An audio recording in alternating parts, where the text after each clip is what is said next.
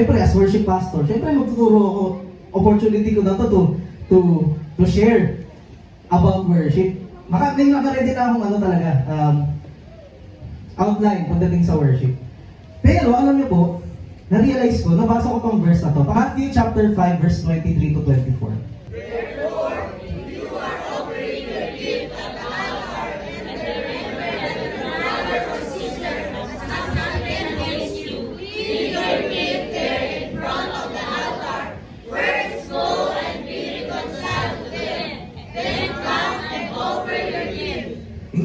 Naiintindihan ko na before pala I teach about worship, meron palang gustong ituro sa atin muna si Lord.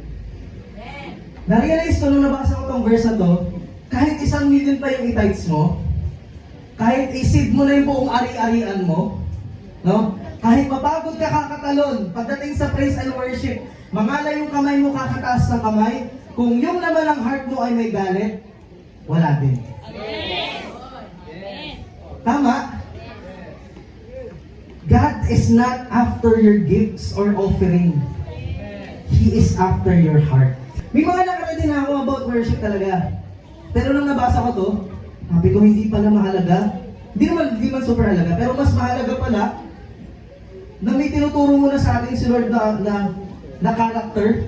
Kasi si Lord hindi siya nakatingin sa kung gaano kaganda yung boses mo pag nag-worship. Hindi siya nakatingin sa kung gaano kataas yung kamay mo pag nag-worship. Kasi kung gaano man kataas yung kamay mo, pero yung heart mo naman, mas mataas pa yung pride.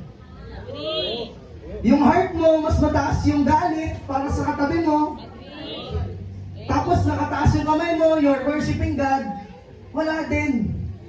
Sabi ni Lord dito, kung ano man yung i-offer mo sa akin, iwan mo yan, makipag-ayos ka muna, saka ka bumalik sa akin. Amen. Hindi po nakatingin si Lord sa kung ano yung ibibigay mo. Yes. Nakatingin si Lord sa puso mo. Amen. Tanong dito is, ano bang laman yan? Ano bang laman ng puso mo? Ayusan muna tayo ng puso.